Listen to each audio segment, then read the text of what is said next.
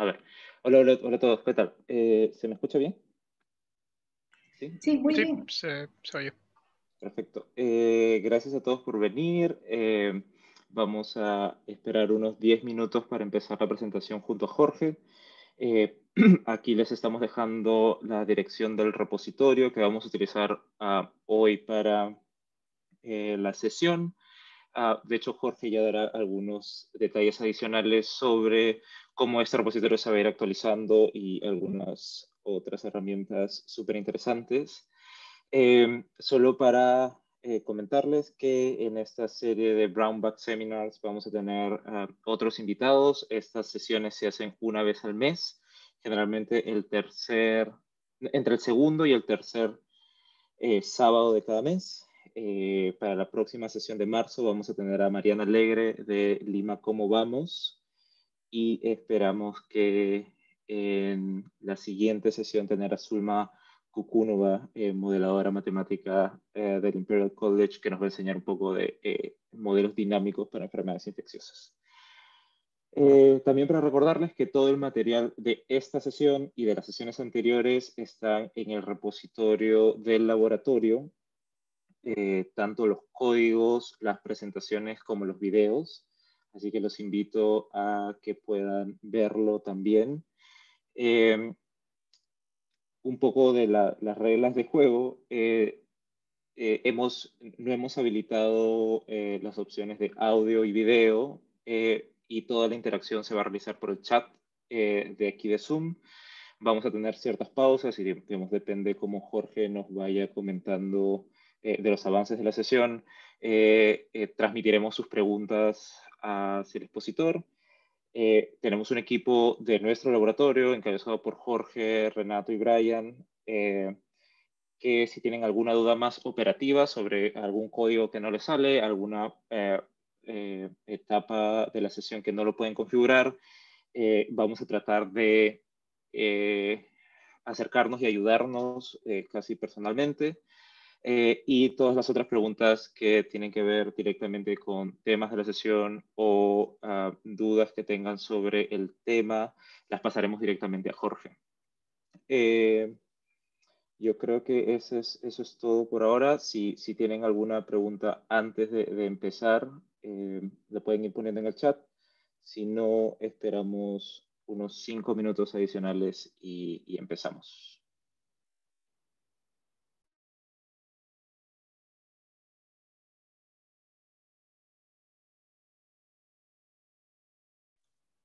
Sí, antes que me olvide, me han hecho acordar. Lo que hemos venido haciendo en las anteriores sesiones del Brown Bag Seminar y para ir conociéndonos un poco, si pueden, por favor, ir poniendo en el chat quiénes son, a qué se dedican, un poco para que tanto Jorge como nosotros en el equipo sepamos cómo ir guiándolos en la parte de codificación o en la parte, cualquier otra parte de la sesión. Eh, Igual leeremos algunos mientras los van escribiendo, pero de todas formas quería darles la bienvenida y darles pues las gracias de compartir con nosotros este espacio. Así que nos vemos ahora sí en unos 5 minutos para empezar.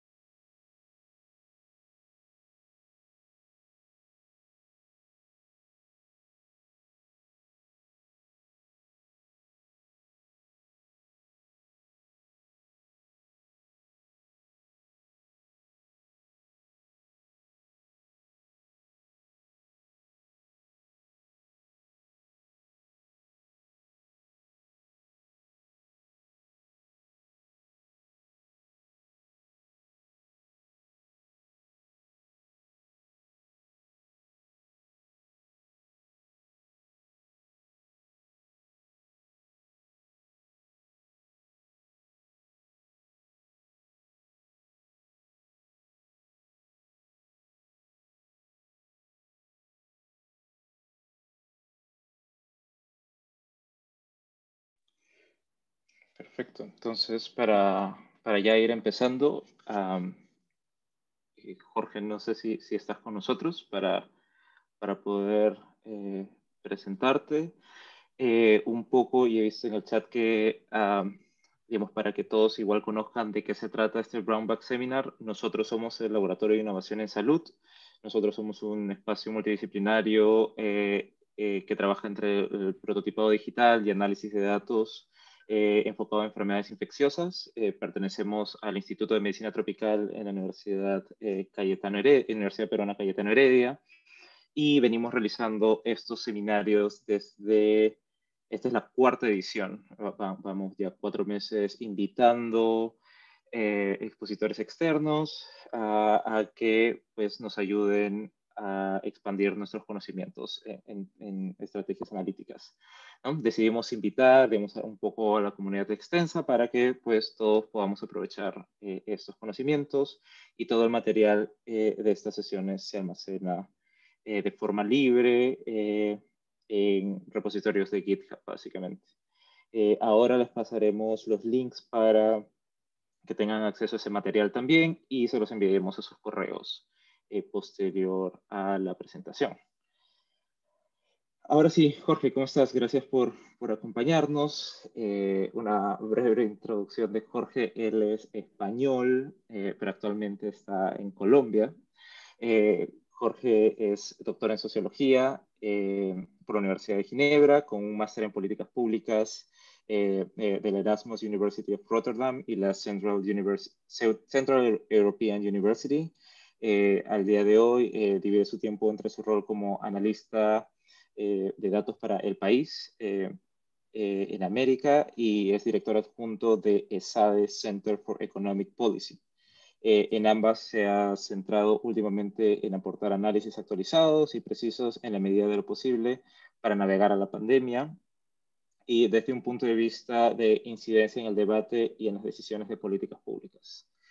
La presentación de hoy es visualización de datos, permítanme ponerla de regreso, es visualización de datos asertiva, es para la aplicación aplicación para las decisiones de políticas públicas en tiempos de pandemia. Muchas gracias, Jorge, y te dejo para que podamos empezar la sesión, y quizás si quieres dar algún detalle adicional sobre ti. No, gracias a vosotros, gracias Gabriel por la presentación, por la invitación. La verdad no es uno que siempre que tiene la oportunidad de hacer una presentación de este tipo con todos los aparatos y todas las tripas abiertas, y eso es algo que a mí me divierte mucho y que uno no siempre puede hacer. Poco que añadir a lo que has dicho realmente. No me siento, estaba viendo a la gente que se estaba presentando en el chat. Y claro, todas las personas aquí presentes saben mucho más de política sanitaria y de salud que yo, obviamente, porque yo vengo de la sociología, vengo de la ciencia política. Mi tesis doctoral, mi máster es en políticas públicas, mi tesis doctoral, digamos, es más en el ámbito de la sociología política, obviamente cuantitativo y demás, pero a mí, digamos que como a otra muchísima gente, el interés sobre el ámbito de decisiones en política de salud nos viene cuando toda la política, todas las decisiones de política pública a las que se enfrenta Occidente en el último año tienen que ver con la salud o están directamente afectadas por la dimensión de la pandemia. Entonces, pues esto, yo estaba ahora como un ejercicio de reflexión de sábado. Twitter sirve para muchas cosas. Una de ellas es para ver lo que uno escribía hace un año y pico. Entonces yo me he puesto a ver cuándo fue la primera vez que empecé a hablar del virus, que empecé a hablar de la epidemia, que es lo primero que escribí en Twitter. No en El País necesariamente, porque eso siempre es más reflexionado, más tal, sino como Twitter a veces, como es una libreta de apuntes, sirve bastante para ver en qué momento uno empezó a mover el foco hacia todo esto y cómo lo movió. Y es un ejercicio interesante para aquellos que no, porque claro, los que ya estáis en ese ámbito, pues ya tenéis las alarmas puestas, ya tenéis las herramientas analíticas. Para los demás, esto fue como, bueno, en este contexto, ¿cómo podemos ser útiles y cómo podemos aportar algo en mi caso, a mí la manera en la cual yo no estoy dentro de un gobierno, yo no estoy dentro del proceso de toma de decisiones, yo dentro de un think tank y en medios de comunicación lo que trato es de aportar herramientas para la toma de decisiones, sobre todo a ámbitos, digamos, semi-especializados. Es decir, gente que sabía de política de salud lo mismo más o menos que sabía yo, ¿vale? Que no era demasiado al principio de la pandemia. Esa es la manera en la cual voy a aproximar esta presentación y es la manera en la cual yo he aproximado todo esto. Cuando hay un punto en el cual la necesidad de toma de decisiones desborda por completo el ámbito especializado, que es lo que nos ha pasado con la pandemia, es necesario que la visualización de datos funcione como herramienta analítica, precisamente no solo para la gente que ya estaba en el ámbito sanitario, que ya estaba metida en la movida, vamos a decirlo así, sino para todos los demás, porque todos los niveles de toma de decisiones, desde el nivel mayor del Poder Ejecutivo, Legislativo, hasta cualquier política pública a ámbito sublocal, ya pasan por la pandemia. Y pasan por entender y por, digamos, hacerse un marco mental de qué es lo que está pasando. Entonces voy a empezar a compartir pantalla y no voy a dejar de compartir pantalla ya en todo el rato, creo. Voy a ajustar un poco el micro para estar más cómodo. Y bueno, o sea, dentro de... A ver si consigo pasarte slides así.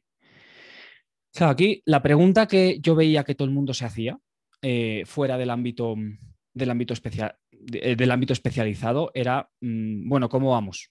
Sí, o sea, ¿cómo vamos? Al principio esa pregunta de cómo vamos estaba muy enfocada a cómo vamos con el virus, cómo vamos con el contagio en cada país, en cada ciudad. Después se volvió más compleja, se volvió una pregunta de cómo vamos con respecto a lo que hemos hecho, cómo hemos sido, y por ahí es por donde voy a ir ahora. Jorge, Pero, perdón. ¿qué? Todavía no estamos viendo tu pantalla. Ah, ¿no? Ah, vale. Vale. Ahora Ahora, sí. Perdón. perfecto. Vale, ya decía yo que no pasaba las slides. Entonces, esta pregunta de cómo vamos, cuando obviamente solo se puede abordar con datos, no hay ninguna otra manera de abordarla. Entonces, los problemas para responder a esta pregunta son varios. Aquí destaca unos pocos. Que esto es un proceso en marcha y que de hecho no sabemos cuándo acabará. Había un podcast buenísimo, un episodio buenísimo del podcast de Public Health on Call de la Johns Hopkins Bloomberg School of Public Health de hace, creo que una semana, no, como 2 o 3 semanas, que precisamente se titulaba y era una reflexión sobre cuándo va a acabar la pandemia. Y es, bueno, depende de qué definamos como fin de la pandemia, más allá de la decisión digamos, de que la OMS llegue a un punto en el cual diga si se ha acabado o no se ha acabado. ¿Cuándo acabará este proceso que está produciendo, que está condicionando todas las decisiones de política pública? Es un proceso en marcha que ya lleva mucho tiempo, que necesitamos evaluar ongoing, conforme está avanzando, y que no sabemos bien cuándo acabará. Además, es un proceso muy difícil de acotar, es un fenómeno muy difícil de acotar, porque afecta a todas las dimensiones del bienestar. O sea, es lo que decía antes, que ya no ha desbordado por completo lo que es el ámbito habitual de la política de salud. Por supuesto, afecta al ámbito de la salud, pero también lo hace de manera indirecta, salud mental, de la que afortunadamente estamos empezando a hablar ahora, no hablábamos lo suficiente. Afecta a la economía, por supuesto. Afecta a la economía, y cuando digo economía hablo en todas las dimensiones, el consumo, la desigualdad, la pobreza. Afecta a la educación, una de las primeras medidas que se tomó y que ha sido sistemáticamente cuestionada fue el cierre de colegios, sistemáticamente cuestionada en el buen sentido, en el sentido de esto es algo que tenemos que discutir. Afecta a la vida cotidiana, yo creo que todo el mundo que está aquí lo ha vivido de una manera o de otra. Entonces, es muy difícil acotar el fenómeno pandemia cuando estamos hablando de qué datos tenemos que visualizar para saber cómo vamos. Además, pues los datos son inciertos. O sea, aquí solo menciono lo más obvio, que es ni siquiera tenemos claro cuál es la incidencia del virus directa. Sabemos, lo sabréis mucho mejor que yo, los problemas que tenemos para medir una pandemia que está en marcha. No, las asimetrías de país a país en términos de capacidad o de deseo o de voluntad de testeo, de capacidad, deseo o voluntad de confirmación de muertes, la clasificación que se hace de cada una de las muertes, en fin. Los datos son inciertos Lo son en el ámbito sanitario, pero también lo son en el ámbito económico. Solo hasta ahora empezamos a tener una cierta idea, una cierta dimensión de cuál ha sido el golpe económico en las diversas dimensiones, empleo, PIB, desigualdad, pobreza, que los países han estado sufriendo. Y además, pues precisamente por todo lo anterior, sobre todo por el punto 2, pues es que tenemos una cartera muy amplia y muy variada de políticas y niveles de implementación. O sea, aquí cuando estamos pensando en con qué datos podemos informar las políticas que hemos tomado, tenemos un problema de, bueno, pero ¿qué vamos a evaluar exactamente y cómo podemos aislar esa evaluación de todas las demás? Entonces, siendo conscientes de todos estos problemas, yo creo que el sitio por el que debemos empezar, y es lo que vengo aquí a proponer, es una especie de marco analítico simplificado para empezar, solo empezar, yo creo que no podemos aspirar a nada más, a pensar y evaluar con datos cómo nos está yendo y cómo nos ha ido durante la pandemia. Este gráfico, cuya estética no me responsabilizo porque me lo hicieron en la revista en la que fue publicada, no, el diseño estético no es mío, pero el concepto sí.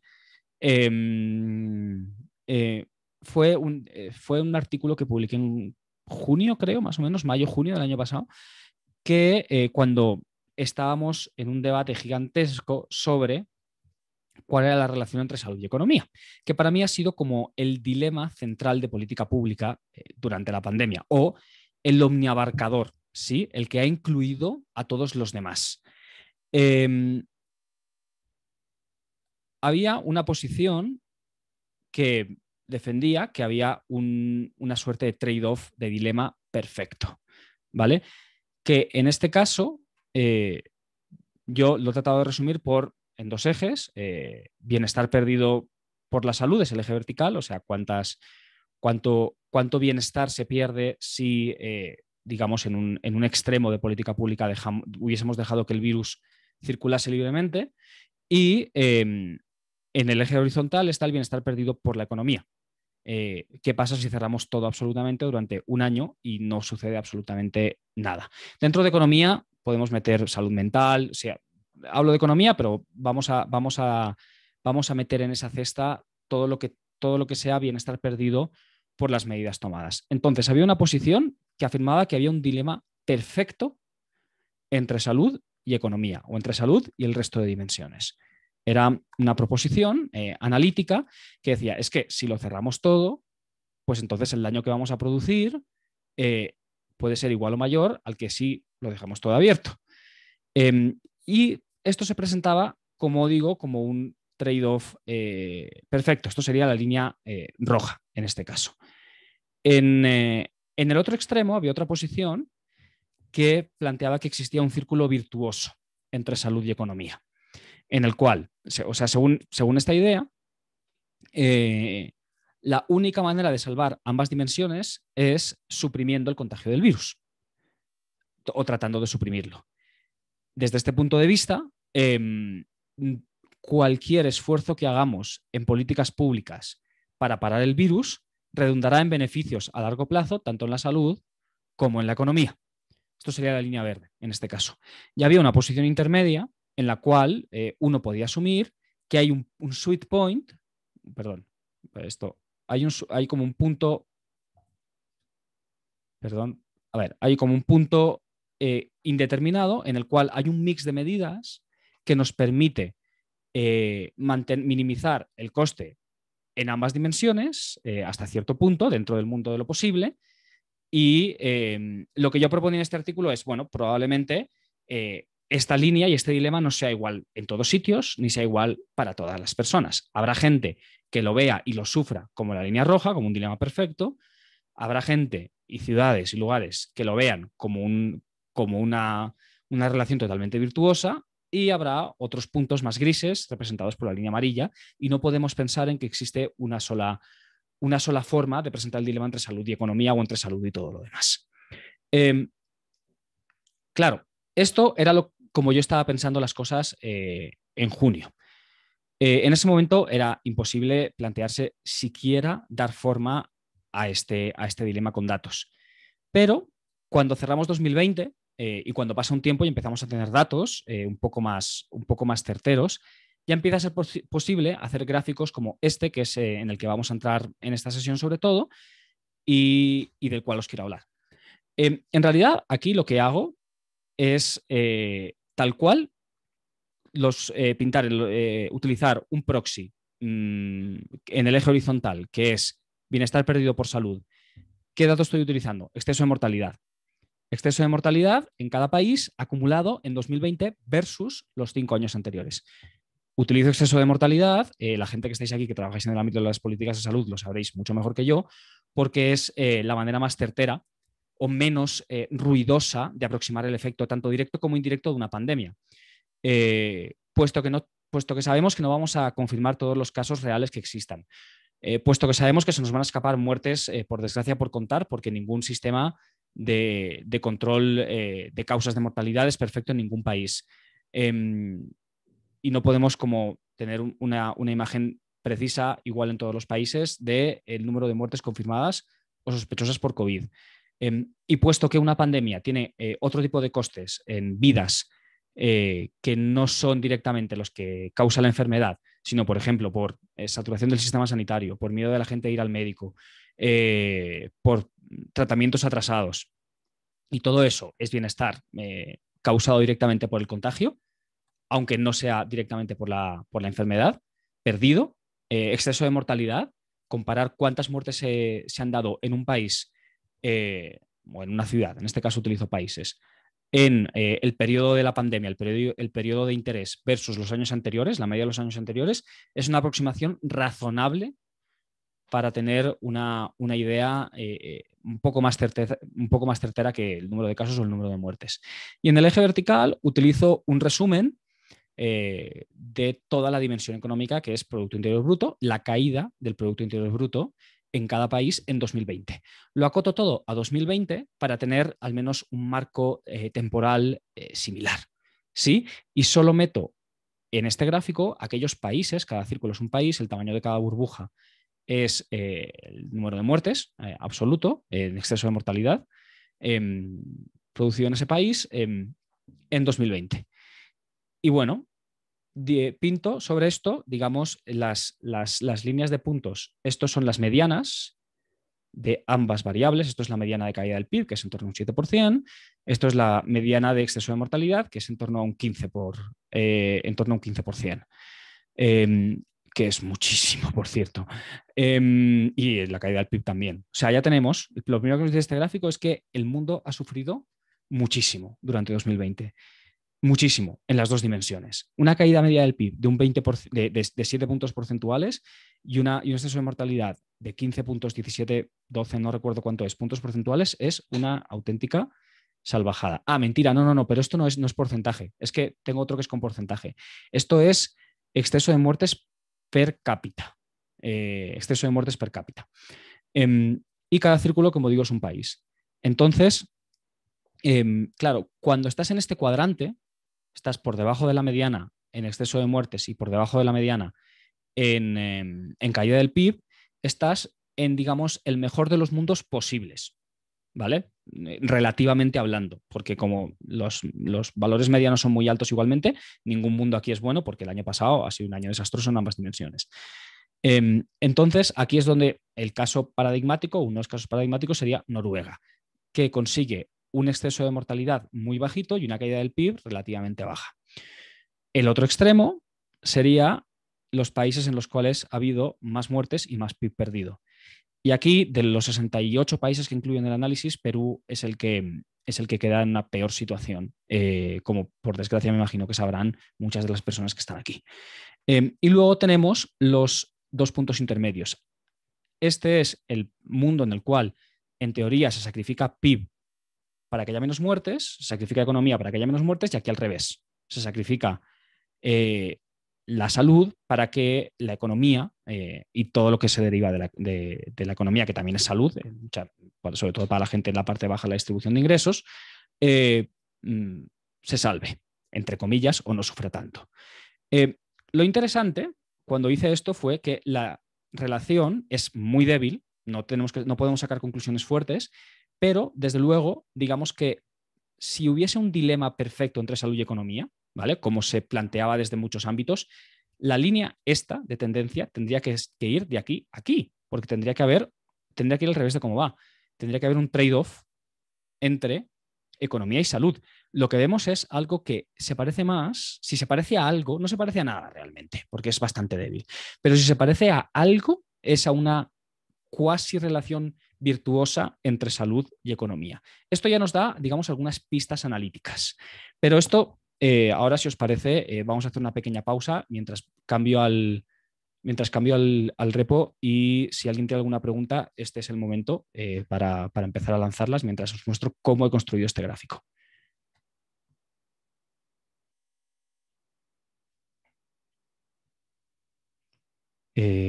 Un momento que no estoy mirando el chat. Si alguien me está preguntando por el chat, no lo estoy viendo, pero tengo dos pantallas abiertas.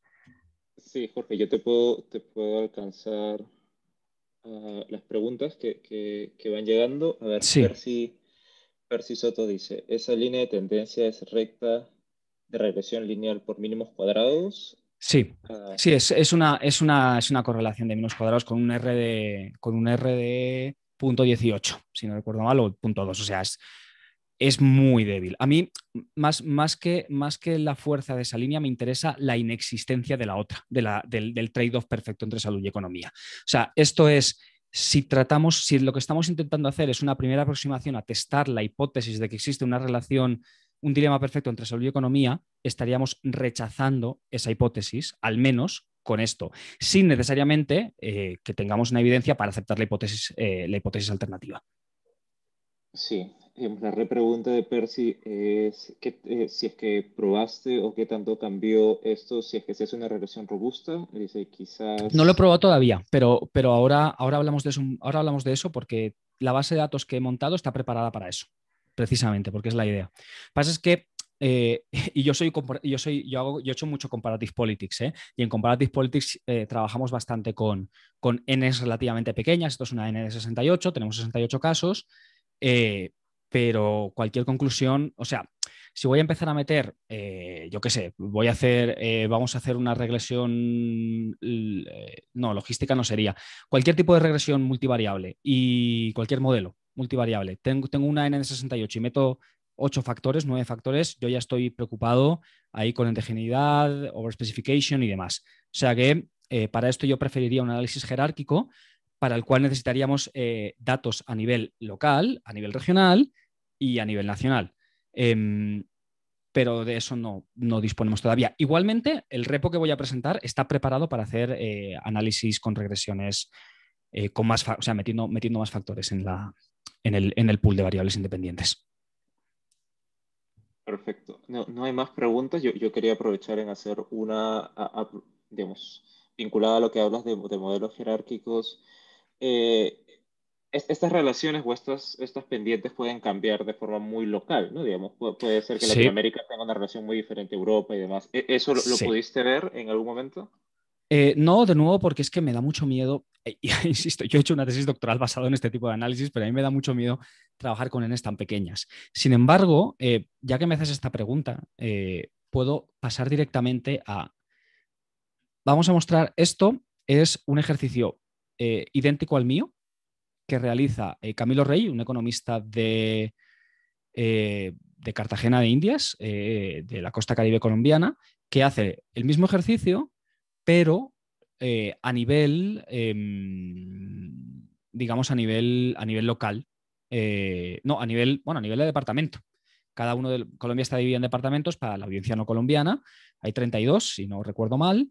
Y entonces, pues es la misma idea, pero con dos cambios. Uno es ese y el otro es que lo que utiliza aquí en el proxy económico no es PIB, sino es aumento en desempleo.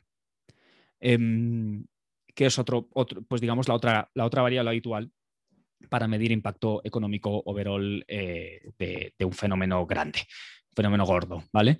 Entonces, aquí este gráfico hay que leerlo al revés del mío, porque a más aumento peor, en el mío era más caída peor, porque la caída del PIB, aquí es aumento de desempleo.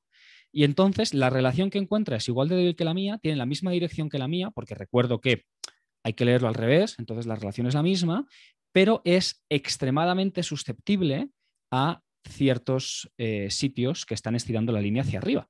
Yo creo que aquí quitas Bolívar, que es el departamento donde está Cartagena, que Atlántico, que es donde está Barranquilla, y Bogotá, la capital, que son probablemente o sea, tanto Cartagena como Atlántico como Bogotá han tenido epidemias bastante intensas, bastante intensas. Yo creo que quitas estos tres, ¿vale? Y sobre todo, bueno, en el primer pico. El primer pico de la epidemia en agosto, en julio y agosto fue bastante intensa. En Bogotá también lo fue el segundo. En Bolívar y en Atlántico, sobre todo en el primero. Quitas estos tres y efectivamente es que la línea de tendencia es la contraria a la que yo encontraba. Y es algo que estuve comentando con Camilo por Twitter, de hecho. Así que sí, efectivamente, de hecho, si hacemos, yo aquí, este es el mismo gráfico, utilizando porcentaje de exceso de muertes, por eso me he confundido antes, perdón, en lugar de muertes per cápita. Aquí tengo, y aquí, digamos, es el mismo gráfico, pero pintado de manera distinta. Aquí, que el mío. Aquí, bueno, esto es la caída esperada por el FMI y la final de España, solo para ver que hay un decalaje. Estamos utilizando caídas del FMI, pero finalmente con los ajustes macroeconómicos de las entidades va a acabar siendo un poco distinto, pero bueno, está en el mismo sitio más o menos. Lo comparo con, aquí hago una aproximación de most similar countries, ¿vale? Como, vale, dos países que están en zonas similares, que tienen posiciones de partida más o menos parecidos, ¿sí? O sea, más o menos, digamos, exposición al turismo por la parte económica, sistema de salud robusto, desigualdad media alta para el contexto europeo, poblaciones envejecidas, por la parte epidemiológica muy grave con este virus porque te genera vulnerabilidades gigantescas en mortalidad, etcétera, etcétera. Y pues, por una parte, esto nos sirve para ver dónde están este tipo de países. Y por otra parte, nos sirve para ver la diferencia entre España y Francia, haciendo un ejercicio de most similar cases, como digo, de dos casos bastante similares. Retomando lo que decía Gabriel, si hago este ejercicio en América Latina, México es este gordo de aquí, no es el pequeñito, perdón. Me queda que aquí la línea, o sea, el seguimiento con la línea de tendencia es mucho más claro, en realidad. Perú, probablemente porque Perú y México estiran bastante de la línea, la condicionan bastante, México por su tamaño, Perú porque es el caso más extremo en ambas dimensiones. Entonces, Perú sería como el ejemplo perfecto para quien quiere defender que existe una relación virtuosa entre salud y economía. Y Uruguay, porque es uno de los mejores países del mundo en ambas dimensiones, uno de los menos malos, de los que mejor lo ha hecho en 2020. Y Colombia está entre medias. Entonces, es muy distinto dónde se ubican los países de América Latina, de dónde estamos ubicando a los del sur de Europa, que probablemente Grecia, por cierto, está también por aquí. Grecia con la epidemia no le ha ido del todo mal, pero con el PIB sí le ha ido peor que la media por una exposición al turismo considerable. Entonces, estos están estirando hacia abajo y, sin embargo, los del norte de Europa, aquí tenemos a Suecia, ¿vale? Que es como el caso de intento de aproximación, digamos, de la CFA, de dejar hacer al virus citado por mucha gente y demás. Aquí lo que hago es que lo comparo con sus países vecinos escandinavos, le ha ido peor que a todos ellos, mucho peor que a Noruega, pero lo interesante es que en el marco de la pregunta de Gabriel, es que se ubican todos en este cuadrante. Entonces, efectivamente, esta relación observada aquí está bastante condicionada por ciertos países en una dirección o en la otra. Y es muy sensible, como cualquier relación observada con un número de casos pequeño, en este caso 68, es muy sensible a que quites, que quites o pongas un país u otro. Entonces, el análisis no es robusto, por eso he insistido mucho en que es una primera aproximación, pero yo creo que es el punto del que vamos a tener que partir para evaluar, digamos, aproximaciones de política pública en términos globales. Y luego empezar como afinar en aspectos más concretos. Espero haberte respondido, Gabriel. De paso, me he adelantado un poco a lo que iba a contar más tarde. Si os parece, entonces, si no hay más comentarios, podemos hablar un poquito del repo y luego abrimos otra ronda de preguntas, a no ser que se hayan acumulado muchas en el chat, que como digo es que no lo puedo ver, no sé por qué. Sí, bueno, sí responde un poco mi pregunta. Y hay una más de Brian. Pregunta, ¿es la mortalidad quien mueve al PBI o viceversa? Ya, la dirección de causalidad. Eh, Exacto. Bill Gates tiene una frase muy, muy salvaje al principio de la epidemia, que dijo algo así como: la gente no va a ir de compras con muertos por las calles, con muertos por las aceras. No, estoy parafraseando, no estoy citando exactamente, pero digamos que eso para mí es el epítome de la perspectiva de círculo virtuoso entre economía y salud. Lo que trataba de transmitir Bill Gates con esta frase, siendo un empresario como Bill Gates, es: si nos salvamos la salud, no podemos salvar la economía. Desde ese punto de vista, el exceso de mortalidad, no el exceso de mortalidad, porque el exceso de mortalidad es un indicador del contagio del virus, ¿vale? Pero sería lo que está detrás de la caída del PIB. Es decir, si tú tienes un contagio descontrolado, los agentes económicos, las empresas, los trabajadores, los gobiernos, van a ajustar su comportamiento a la baja mientras el contagio sea alto. Esta sería la hipótesis, digamos, del círculo virtuoso. En el otro extremo tenemos la hipótesis contraria, que es la del dilema perfecto, en la cual es al revés. Es como, bueno, no, es que si cerramos toda la economía y le damos le damos demasiado vuelo a medidas restrictivas, toda la vida cotidiana y demás, eso va a acabar redundando negativamente en un exceso de mortalidad por otras causas. Por ejemplo, en México, durante los primeros meses se tomó una de las decisiones que tomaron los gobiernos de cada uno de los estados, de varios de ellos, fue cerrar el acceso fácil a denuncias y a otros mecanismos de protección para víctimas de violencia, particularmente de violencia contra las mujeres. Y uno puede ver cómo esa decisión de cierre, sí que tuvo un efecto en un descenso de registro de denuncias que no se correspondía con el descenso de registro de llamadas a las líneas de atención. Es decir, sí seguía habiendo, incluso había aumentado el problema de violencia doméstica, de violencia contra las mujeres en el ámbito familiar, pero no existía un mecanismo de respuesta acorde por una decisión de política pública. Entonces, en ese caso, la relación es contraria. Sí que es que la decisión de cierre probablemente está produciendo pues, efectos en el ámbito directamente de salud pública, porque no se ha hecho con la suficiente finura.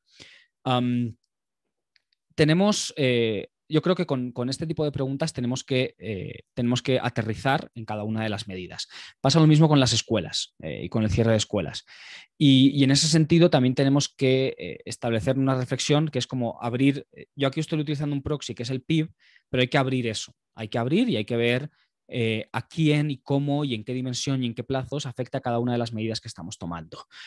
Porque no es lo mismo cerrar restaurantes que cerrar colegios. No es lo mismo cerrar, no es lo mismo afectar al turismo. No digo que sea ni mejor ni peor, digo que no es lo mismo afectar al turismo que cerrar fiscalías. Cada una de estas decisiones tiene sus consecuencias. Aquí durante un tiempo, aquí en Bogotá, la alcaldía manejó un concepto que no sé hasta qué punto después le dio continuidad en sus decisiones, pero que cuando lo sacó me pareció interesante. Luego creo que se ha quedado un poco más de lado, al menos en el discurso público, que es el concepto de cupo epidemiológico, según el cual, dentro del aplanamiento de la curva factible, ¿sí? En la reapertura que se produjo después del primer pico en agosto-septiembre, se asumía que iba a existir un mínimo de contagios razonable y asumible como sociedad por el nivel de interacción. Y entonces la decisión colectiva era en qué gastamos ese cupo epidemiológico, entre comillas, ¿vale? Si lo gastamos en escuelas o si lo gastamos en restaurantes, si lo gastamos en transporte público o si lo gastamos, sí. Entonces se planteaba un poco así la decisión y a mí me parecía una herramienta de toma de decisiones, no necesariamente analítica, tanto como de toma de decisiones de punto de vista bastante interesante, porque te permite despiezar un poco el gráfico más de marco que estoy poniendo sobre la mesa. Si os parece, porque si no, no vamos a llegar al repo, que ya lo tengo aquí abierto, vamos a mirar un poco el código porque me interesa más que por el código en sí mismo, por lo que dice de los problemas con los que nos vamos a encontrar para trabajar con datos a la hora de evaluar políticas públicas. Bueno, no sé cuánta de la gente lee bien R, espero que bastante, si no, En cualquier caso, yo tengo DMs abiertos en Twitter y siempre estoy muy contento y muy feliz de transmitir el conocimiento que a mí me ha ayudado para aprender esta maravilla de herramienta. Que yo, mi tesis doctoral, por cierto, pequeño paréntesis geek, mi tesis doctoral que la acabé en 2019 no la hice en R, la hice en Stata, porque es el, el software de análisis estadístico de referencia de las generaciones anteriores en las ciencias sociales. Yo sabía R desde hacía años, pero no lo utilizaba en mi día a día. De hecho, mi uso intensivo de verdad de R empezó con la pandemia y con el hecho de darme cuenta de que las posibilidades de esta plataforma y de este lenguaje iban mucho más allá que los de cualquier otro para trabajar y para analizar un evento que tiene las características que he relatado antes, sobre todo que está en marcha, es abierto y es complejo y por tanto tienes siempre muchas piezas que quieres evaluar al mismo tiempo. Y siempre tienes como, uy, quiero coger un poquito de aquí y otro poquito de acá. Y quiero ir absorbiendo datos e ir vomitando, con perdón, análisis y juntando piezas. Eso para mí es lo clave y lo más importante, más allá de que tiene una comunidad abierta, que te brinda un apoyo maravilloso, que siempre es algo pues, que se agradece muchísimo, pero sobre todo esa capacidad de montar piezas distintas de análisis es algo que con un fenómeno como la pandemia, que tiene tantas dimensiones posibles y que está en marcha todo el rato y que tiene tanta incerteza sobre los datos, es fundamental. Entonces, vale, esto es el script con el que produzco los datos para el gráfico que he mostrado antes. El gráfico no está hecho en R. Aquí no hay ggplot, no hay visualización, solo hay la parte que para mí es la más costosa en tiempo y la más importante, más que la visualización, que es lo de antes, lo que te prepara lo que vas a visualizar. Entonces, nada, aquí básicamente las dos librerías, ggplot de hecho no sé ni para qué la llamo y esta en realidad tampoco, entonces voy a corregir mientras hablamos. Esta, por cierto, ggplot si sabéis cuál es, pero esto es un paquete que hice yo para reproducir el estilo de gráficos que utilizamos en el think tank en ESADE. Pequeño tip, si tenéis que hacer muchos gráficos muchas veces con un estilo similar, más que un theme, yo creo que os vale la pena crear un paquete que tenga un tema con unos parámetros determinados y también una paleta de color, que es lo que yo hice, y esto está aquí porque siempre por defecto lo pongo arriba. Pero bueno, más allá de eso, vamos a ir con el script. Para hacer un gráfico, para hacer este gráfico de 2x2, ¿sí? Con la dimensión económica y la dimensión de salud, tengo que recoger datos de dos fuentes muy distintas. Y esto nos va a pasar muchas veces cuando estamos evaluando política pública en mitad de una pandemia. Por un lado tengo el exceso de mortalidad y por otro lado tengo la dimensión económica. Y nunca estos dos, o casi nunca, estos dos datos van a venir de la misma fuente. No nunca, mentira. Llegará un momento en el que sí. Y eso nos van a ayudar, digamos, entidades como Our Rolling Data. Entonces, empecemos con la parte de exceso de mortalidad. Los datos de exceso de mortalidad son, por supuesto, responsabilidad de cada país y cada país sigue sus ritmos. Algunos los están acelerando más y los están transparentando más. Por ejemplo, Perú en cierto momento a finales de 2020 puso una base de datos individualizada de muertes bastante o muy detallada, mientras que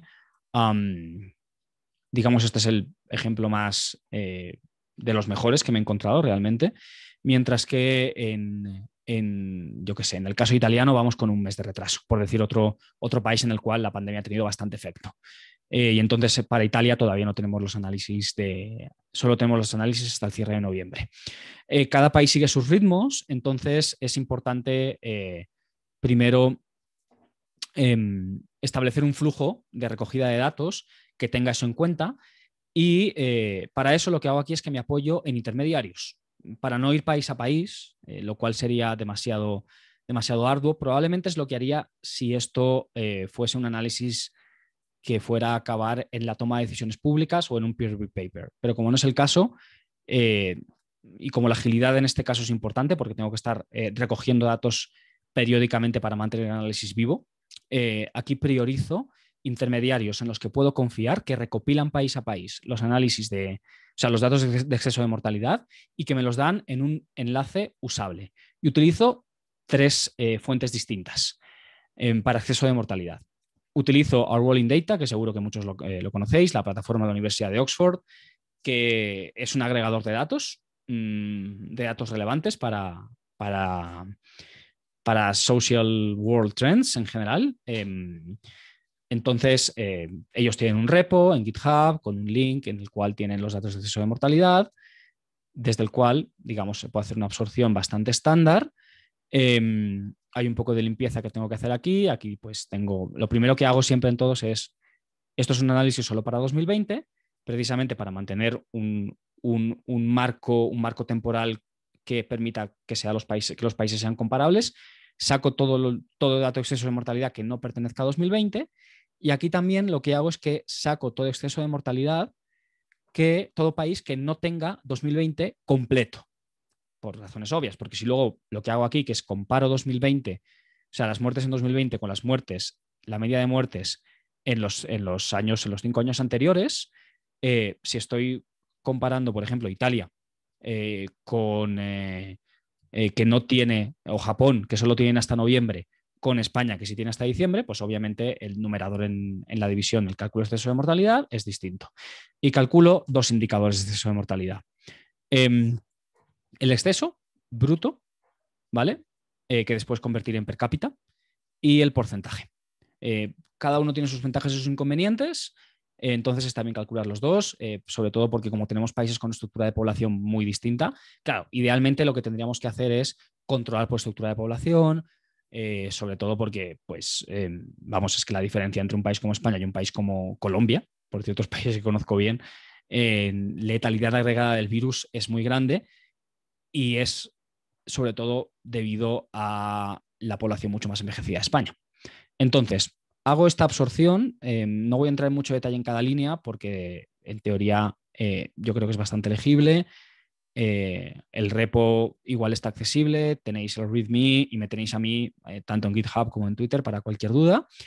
Con The Economist, que es la segunda fuente que uso, The Economist ha mantenido un repositorio abierto con los datos de exceso de mortalidad que ellos recopilan y que ellos ponen en sus análisis creo que desde junio, julio. Además, yo tengo la ventaja de que una de las personas que gestionan este repositorio, que es uno de los analistas de datos de The Economist, es colega mío, entonces, pues eso siempre es una ventaja. La comunidad datera es importante, mantenerla y fomentarla, entonces yo como que podemos compartir notas, le puedo decir, oye, esto que tenéis aquí no lo entiendo bien, o él me puede decir a mí, oye, esto tal, entonces así también se construye un poco la confianza y la fiabilidad.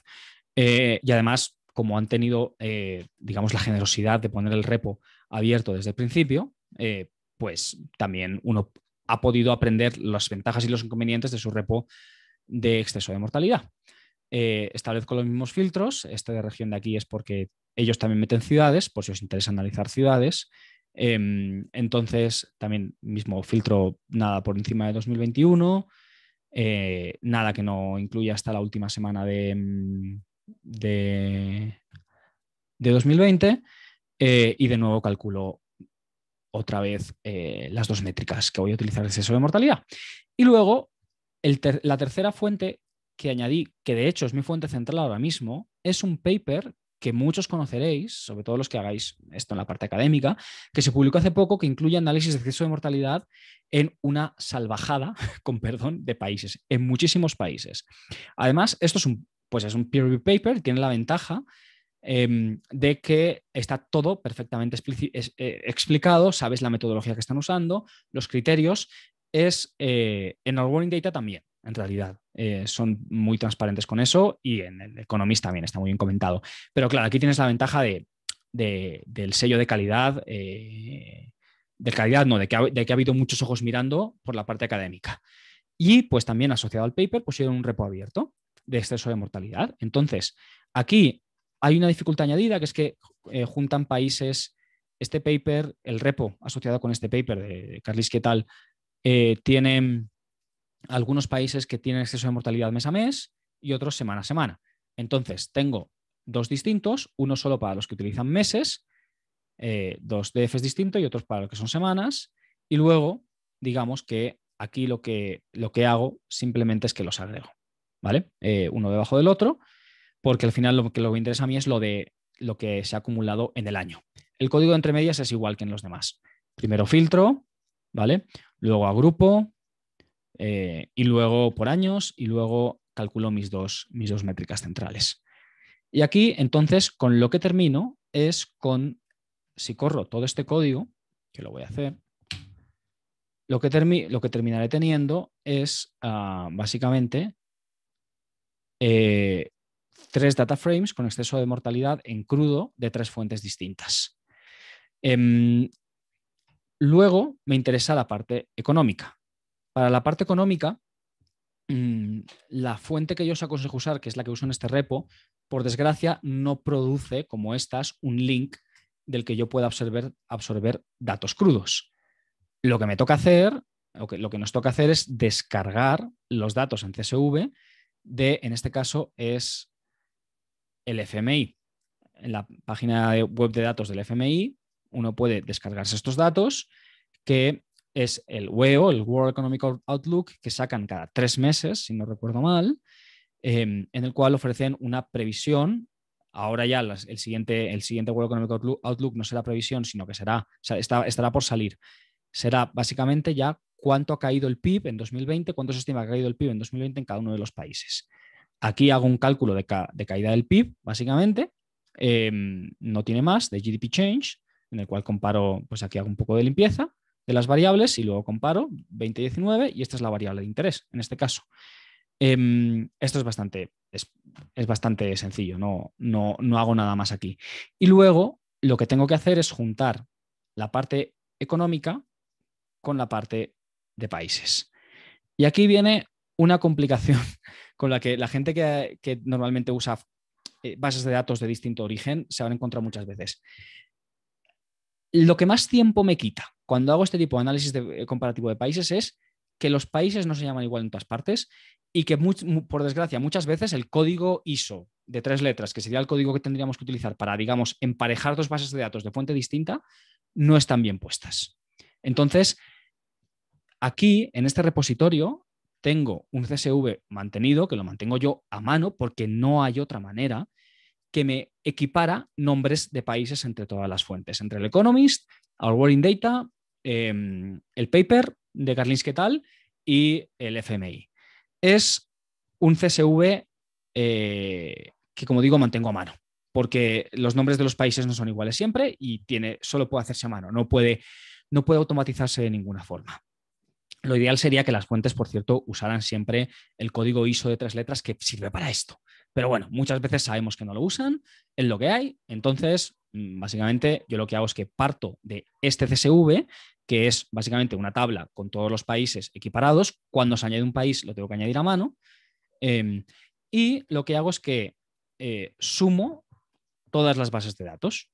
Y cuando las sumo, ya tengo aquí, llegados a este punto del código, lo que tengo son, aquí tengo las 3 bases de datos de exceso de mortalidad con las 3 fuentes distintas absorbidas y la de economía. Y aquí tengo un mutate, es decir, unas cuantas líneas de código que lo que me van a hacer es crearme una sola columna de exceso de mortalidad priorizando las fuentes que a mí me parecen más fiables. Para mí, como digo, la más fiable es el Karlinski et al. Entonces le digo, bueno, listo. Cuando tengamos, cuando no tengamos, o sea, cuando tengamos exceso de mortalidad en esta base de datos, lo usamos. Si no lo usamos. Si no lo tenemos, entonces usamos el del Economist, que es la segunda más fiable para mí, porque sé muy bien cómo está hecha, ¿vale? Porque he tenido, digamos, acceso y la he estado mirando desde el principio y demás. Y el repo está muy bien mantenido. Y cuando no tenga ninguna de las dos, pues entonces vamos a usar la fuente Our World in Data. Hago con exceso de muertes absoluto y luego pues también lo hago con el share. Exactamente el mismo proceso aquí. Esto lo que me permite es tener más países, simplemente porque si solo utilizara una fuente, tendría menos países contempladas. Como la metodología en todo eso es la misma, ¿vale? que es 2020 versus los 4 años, los 5 años, la media de los 5 años anteriores, me puedo permitir hacer esto. Después, digamos, corro esta parte de código y me genera la base de datos. Ah, no, vale, perdón, es que no he corrido esta parte del código. Corro esta parte del código, vale, y me genera la base de datos que hace este proceso de filtrado con la columna las columnas maestras de exceso de mortalidad. Y luego añado aquí la base de datos complementaria con datos demográficos que gracias a los chicos y a las chicas de Our World in Data tenemos un CSV maravilloso en el cual no solo tenemos casos y muertes y demás, sino que tenemos un montón de sociodemográficos ahí metidos, muy ordenaditos, muy limpiados, de fuentes muy fiables, muy bien comentados y que nos lo resumen todo, en lugar de ir buscando población no sé dónde, desigualdad no sé dónde, índice de desarrollo humano no sé dónde más. Entonces, aquí básicamente lo que hago es que me quedo con las variables que me interesan, ¿vale? De esta base de datos gigantesca, que es muy grande, y lo junto todo en MasterDF, que luego sacaré a un CSV, porque como digo, los análisis no los estoy realizando aquí, los estoy realizando, o sea, las visualizaciones, perdón, no las estoy realizando aquí. Este MasterDF es el que nos va a permitir, aquí tenemos 69 observaciones, no 68, quizás ha entrado un país nuevo, porque claro, lo bueno de esto es que cuando en alguna de las 3 fuentes un país completa el año de exceso de mortalidad, entonces en esta base de datos que se genera nueva, también te lo completa. Entonces, conforme vayamos teniendo más países con exceso de mortalidad en 2020 contemplado, esta base de datos, este MasterDF irá creciendo. Entonces, tiene un montón de variables, esto debería estar más limpio. Esto es uno de los trabajos que voy a hacer. Es como, este repo tiene una semana, entonces perdonad si hay cosas manga por hombro y demás.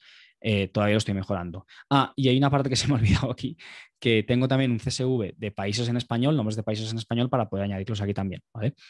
Para que no solo estén en inglés. Pero bueno, aquí tenemos prevalencia de diabetes, camas de hospital, Human Development Index, death rate por cardiovascular, porcentaje en extrema pobreza. Tenemos un montón de variables que nos van a permitir precisamente hacer análisis más allá de lo que yo he hecho con estas visualizaciones, ¿vale?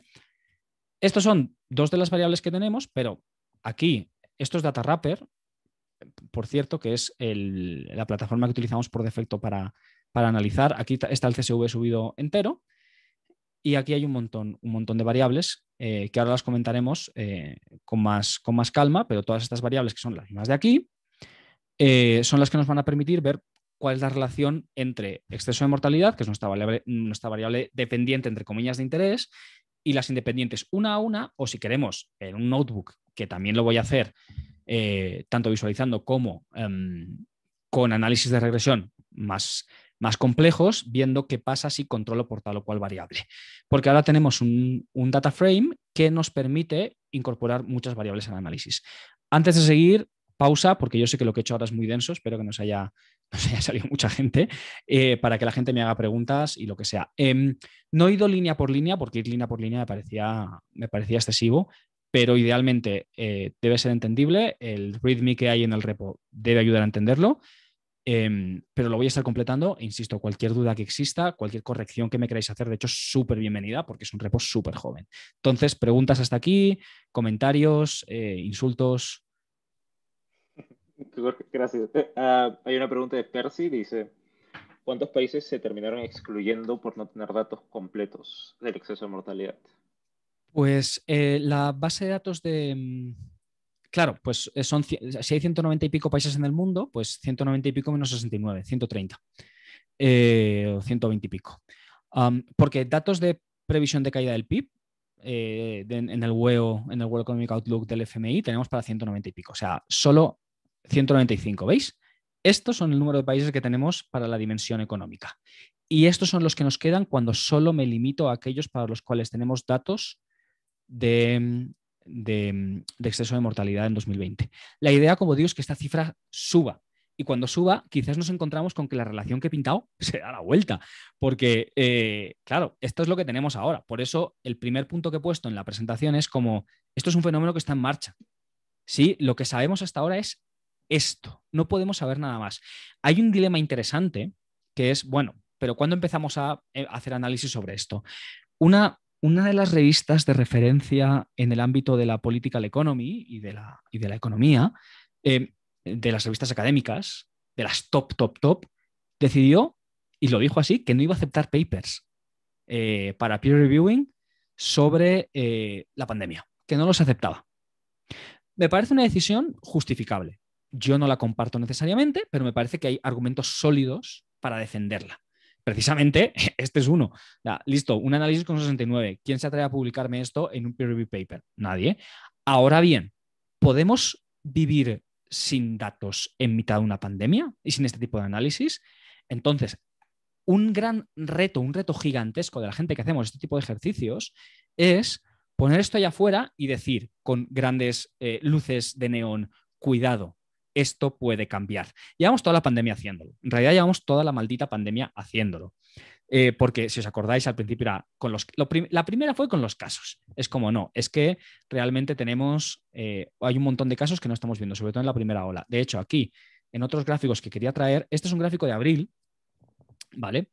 Que publiqué en El País, en el cual utilicé un modelo de Adam Kusharsky y otra gente de la London School of Hygiene and Tropical Medicine que pusieron amablemente el modelo entero, no solo, o sea, no solo los datos, no, todo el repo era el modelo entero, era una maravilla, es una maravilla, para estimar, partiendo de un best guess de tasa de letalidad, de IFR, de Infection Fatality Rate, cuál era o sea, cuál era el porcentaje de casos no vistos o el intervalo de casos no vistos en cada país. Estos son datos solo para la primera ola, ¿vale? En la segunda ola cambia bastante porque las capacidades de seguimiento epidemiológico de la mayoría de países, incluso de los peores, México en particular, incluso en México han mejorado.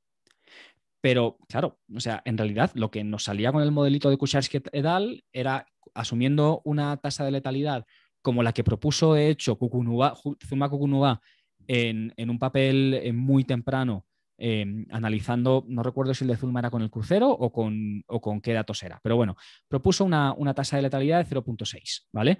Entonces, asumiendo que la tasa de letalidad era de 0,6, pero que en México observamos una tasa de letalidad observada, naif, del 10%, ¿cuál era, ajustando por edad, ajustando por tiempo de reporte, cuál era el best guess o un guess razonable del porcentaje de casos que estábamos dejando por contar para que ese denominador estuviera tan sumamente desajustado en esa división de letalidad observada?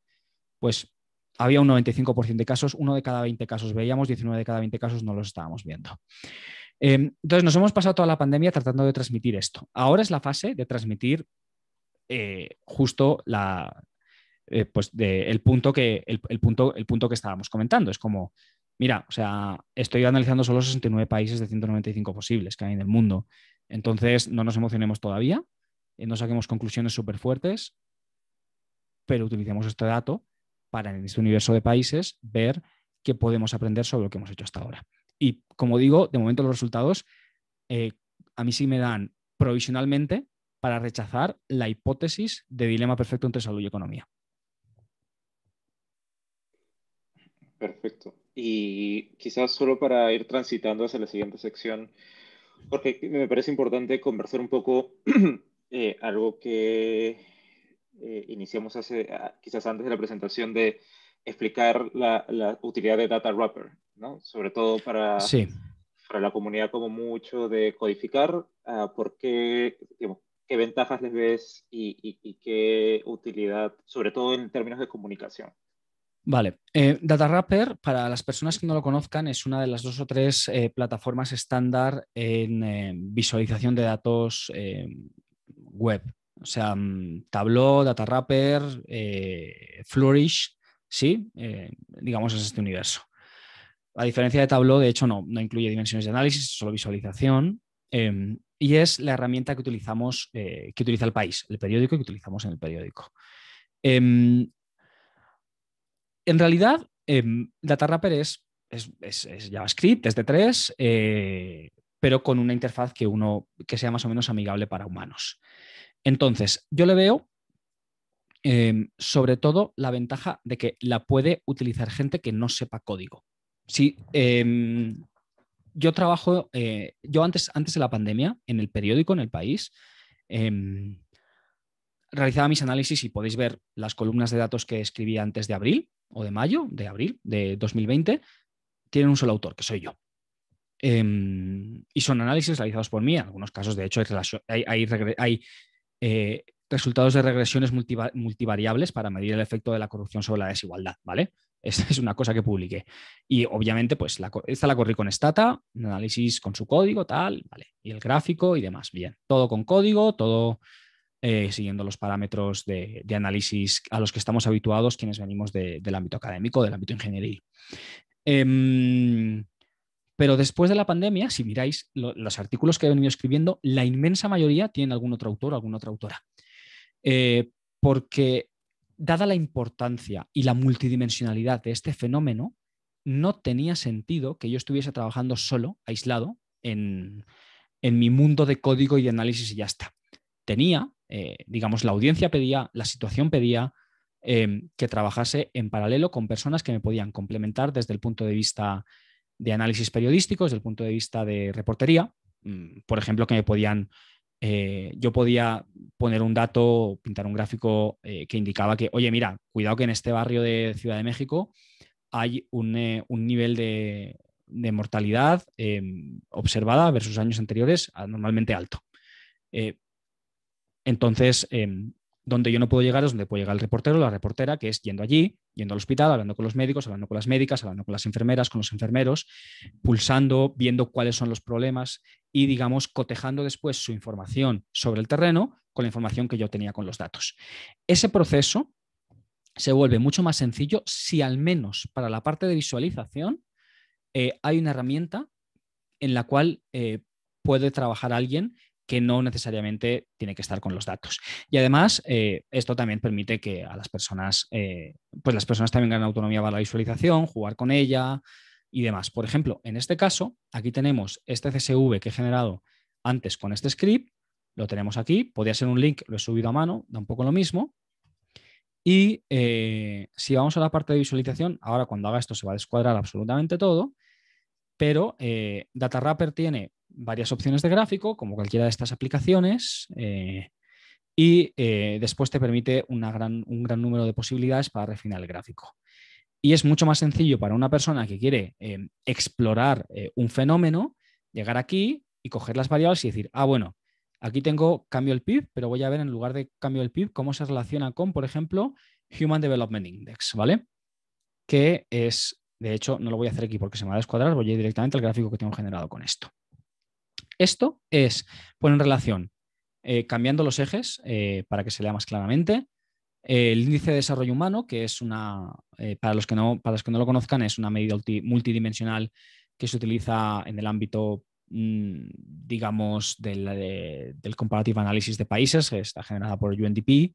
Creo que la mantiene UNDP dentro de la ONU, no estoy seguro ahora mismo, pero básicamente agrega un montón de dimensiones de acceso a salud, desigualdad, pobreza, que van mucho más allá que un solo indicador. Y entonces, aquí lo que tratamos de hacer es poner en relación, esto era por un artículo sobre México, por eso México está destacado, el índice de desarrollo humano, más índice de desarrollo humano, Alemania, digamos, está aquí más a la derecha, y esto es Sudáfrica, y muertes. Más arriba, aquí está Perú, ¿vale? Mayor exceso de mortalidad. Precisamente porque aquí lo que queríamos comprobar es, hay un argumento constante por parte de las autoridades mexicanas, de Hugo López Gatell en concreto, que dice que el punto de partida de México en comorbilidades, en acceso a salud, en desigualdad, en un montón de cosas que más o menos se pueden aproximar por índice de desarrollo humano, es lo que hace que que la mortalidad de la pandemia en México haya sido tan alta. Y que entonces de eso se deduce que debería haber una relación positiva negativa, entre índice de desarrollo humano y exceso de muertes. La relación aquí sí que existe, aunque es bastante débil, es lo que siempre pasa. Aquí tenemos 60 y pico países de nuevo, pero México está por encima de lo que le correspondería por su índice de desarrollo humano, ¿sí? Está más allá de la línea. Y claro, esto es algo que yo podía, digamos, generar directamente con ggplot, obviamente, y picando el código y sacando la imagen y poniendo la imagen sobre la mesa, pero el hecho de haberlo hecho con DataWrapper permite que haya habido un back and forth eh, con otras personas que no entienden código necesariamente para ver qué variables cogíamos, cuáles no, y cómo nos aproximábamos a todo esto. Incluso para pintar y ver cómo los destacábamos, permite un trabajo mucho más interactivo cuando estás, digamos, desarrollando análisis y con gente que no necesariamente sabe el mismo código ni tiene por qué saberlo, pues es su trabajo que tú, y permite es como una interfaz, es como una interfaz de trabajo y una interfaz de análisis. Quien dice DataWrapper dice cualquiera de las otras que he dicho. A mí mi DataWrapper me gusta particularmente porque una vez la aprendes más o menos a usar, te permite un abanico de opciones estéticas brutal, o sea, muy, muy grande. También hay que decir que este abanico es mayor cuando tienes una cuenta de pago, que es el caso del país. Yo tengo la ventaja de tener acceso a una cuenta de pago porque el país paga por esto para todo el equipo de periodistas y de datos en el periódico, lo cual está muy bien. De hecho, está fabuloso, pero bueno, en cualquier caso, esa es la razón para usar DataWrapper. De hecho, los otros gráficos que os he mostrado aquí antes, que lo he hecho rápido, esto está hecho con Numbers, que es el Excel de Apple. También porque sí, o sea, esto permite que la gente vea una tabla, la gente que es lega vea una tabla, es la misma tabla de antes. La entienda, pueda ver las variables y luego entienda y digamos, la aproximación sea menos impresionante o sea menos, no impresionante, sino menos asustadora, ¿sí? Yo estoy muy a favor de utilizar este tipo de herramientas en la parte final del proceso analítico, cuando el análisis se puede beneficiar del input de gente que no tiene por qué saber cómo utilizar R o Python bueno, o cualquier o D3 para la parte de visualización. Es una negociación constante, ¿vale? Siempre hay una dimensión de especialización en la cual siempre vuelves aquí, y luego hay otras visualizaciones para las cuales en el periódico sí, por supuesto que usamos R sistemáticamente, pero bueno, yo creo que es interesante dar el espacio que merece a este otro universo de herramientas. Voy a guardar esto y voy a cerrarlo. No sé si hay alguna pregunta mientras preparo lo siguiente.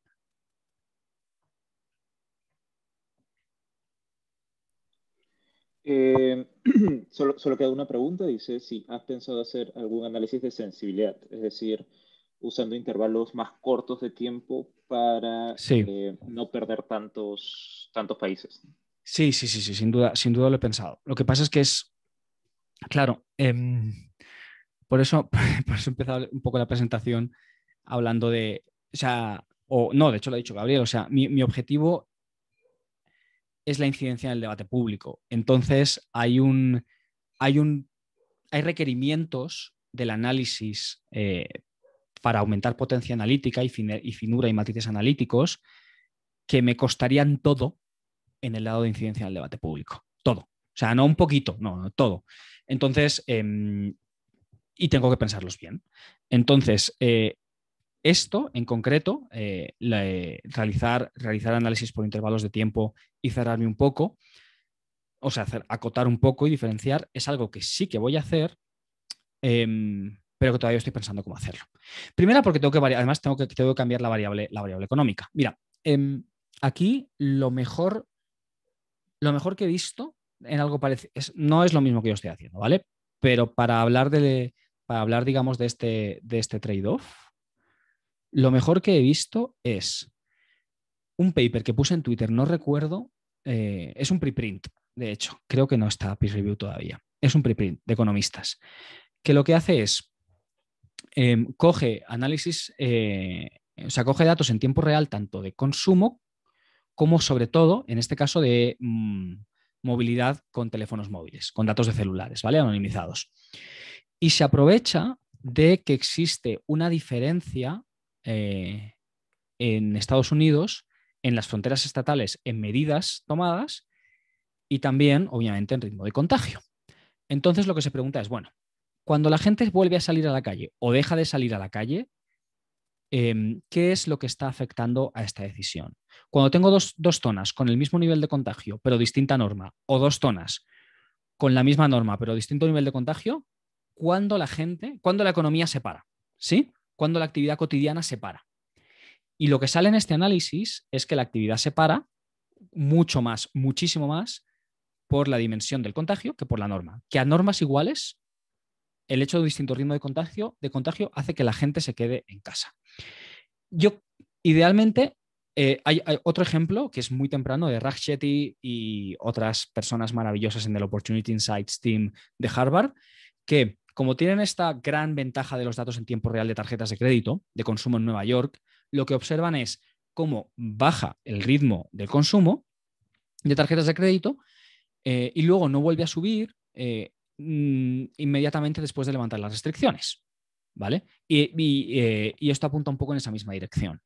Entonces, en la medida en la cual tengamos datos más finos, más granulares en tiempo de la parte económica, como los datos de exceso de mortalidad sí que son granulares realmente, porque son semana a semana en la mayoría de países, o día a día, en el mejor de los casos. Mira, ahora mismo, tanto Perú como la Ciudad de México nos están dando datos, nos han dado datos de mortalidad, de muertes individualizados con fecha del acta y fecha de defunción, si no me equivoco, estoy hablando de memoria. Entonces, si tenemos esto por un lado,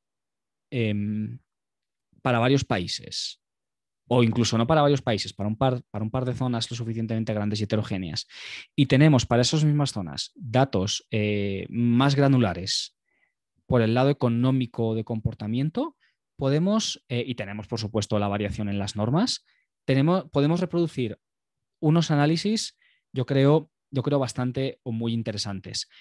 Otra cosa que vamos a poder hacer, lo que pasa es que vamos a tardar, es cuando tengamos datos desagregados en aquellos países en los que hay exámenes estandarizados en la parte de educación, por ejemplo aquí en Colombia el ICFES tiene resultados estandarizados, podremos medir, y ya se está empezando a hacer, cuando salga PISA de la OCDE, los resultados de PISA en los países de la OCDE, también tendremos datos de evaluaciones estandarizadas a nivel subnacional.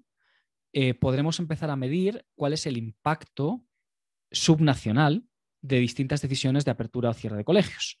Y podemos también hacer ese tipo de ejercicio utilizando en lugar de la dimensión económica, la dimensión educativa, poniendo de nuevo, como el paper que he dicho al principio, la parte del contagio junto a la parte de las normas. Y ahí probablemente nos vamos a encontrar, en ese caso en concreto, nos vamos a encontrar que en el caso del colegio, de los efectos, sobre todo de la heterogeneidad en el impacto educativo, nos vamos a encontrar con que las medidas van a tener muchísimo más peso que lo que vemos en el lado, cuando utilizamos la economía como la dimensión del trade-off. Todo eso lo vamos a poder hacer con una granularidad mayor. Asistencia a clase también lo vamos a poder hacer, pero tenemos que esperar a que salgan los datos. Es que este fenómeno realmente es reciente. O sea, ya es bastante impresionante desde un punto de vista de elaboración de datos y de puesta ahí fuera, que tengamos ya tantos datos de exceso de mortalidad, incluso los agregados. O sea, en México normalmente los datos de exceso de mortalidad vienen con un año de retraso. No vienen con 2 meses de retraso, como ahora, o un mes de retraso, como ahora. Vienen con un año de retraso, un año y pico. Entonces, es bastante impresionante ya lo que estamos consiguiendo en términos de datos. Entonces, pues lo vamos a poder hacer, pero nos va a llevar un tiempo para poder hacerlo con la finura que requiere. Pero los marcos ahora lo que estamos creando, más que evaluaciones cerradas, son marcos de análisis y marcos de visualización a los que vamos a volver después, creo que con datos más finos. No sé si hay alguna otra pregunta o sigo aquí mirando cositas de visualización que tengo y podemos mirar lo de las vacunas también. Tengo aquí el otro repo. No, ya no hay más preguntas. Creo que sí podemos pasar a los otros repos.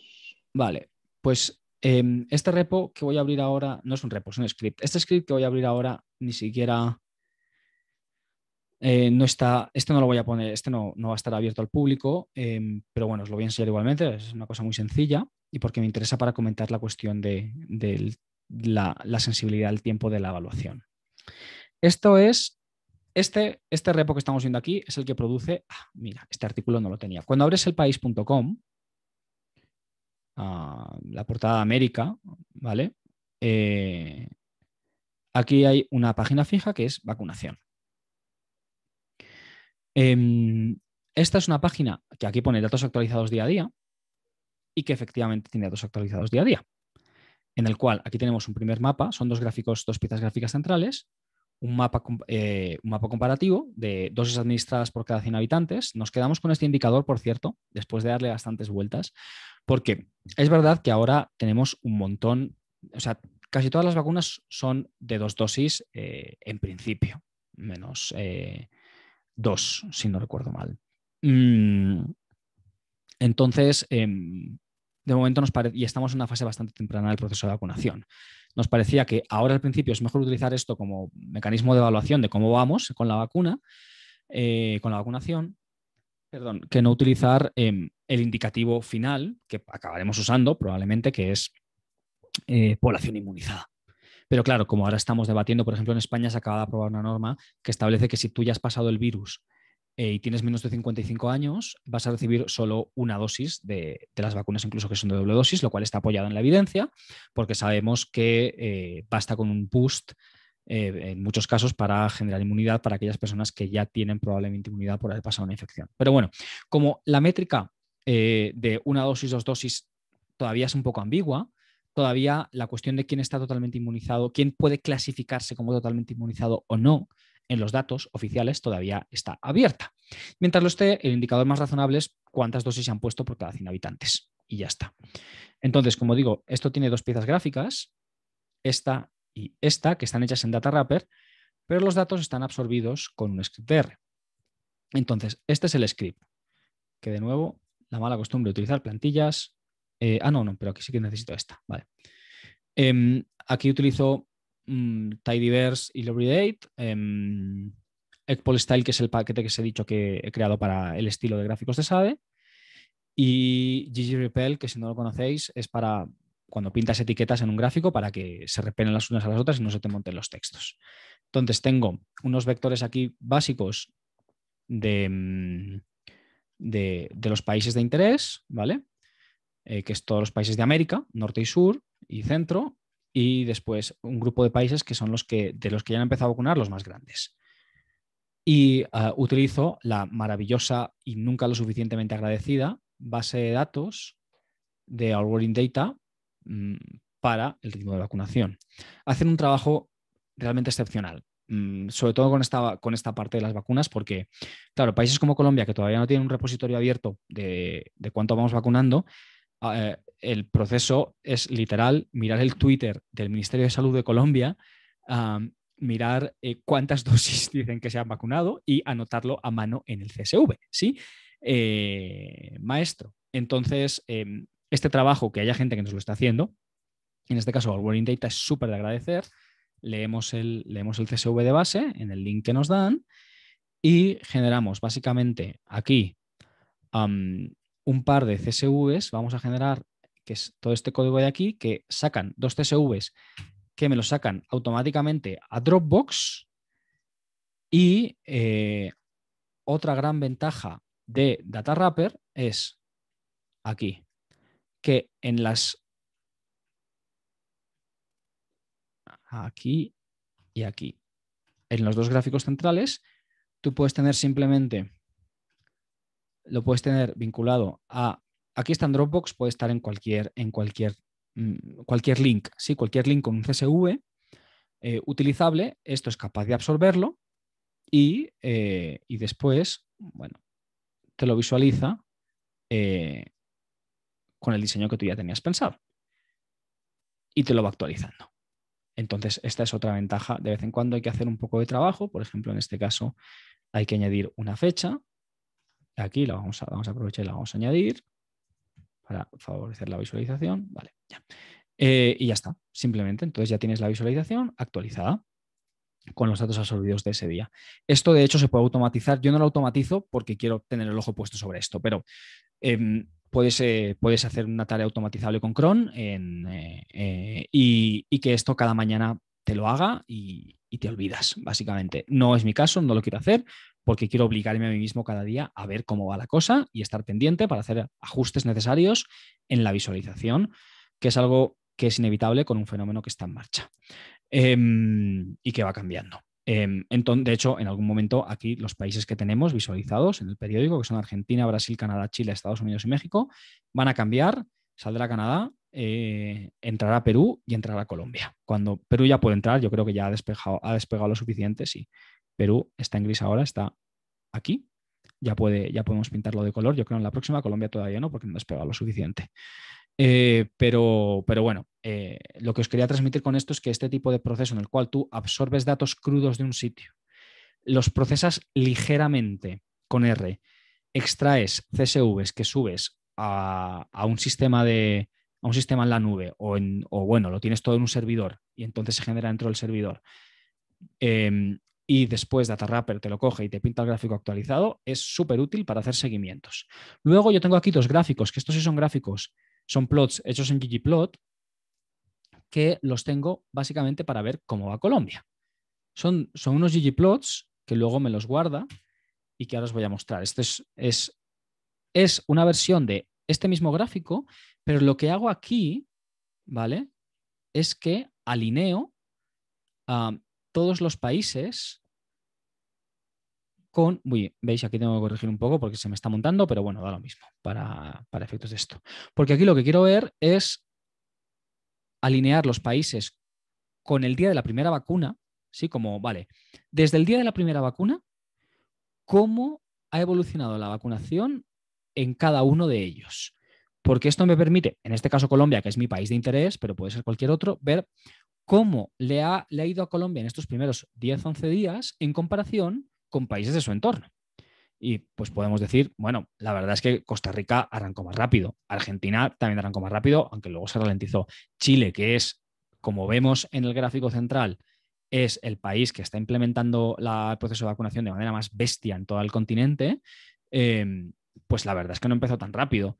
Claro, cuando tienes estos dos puntos de comparación y te empiezas a hacer la pregunta de por qué y vas al análisis cualitativo, es cuando puedes empezar a unir las piezas del puzzle.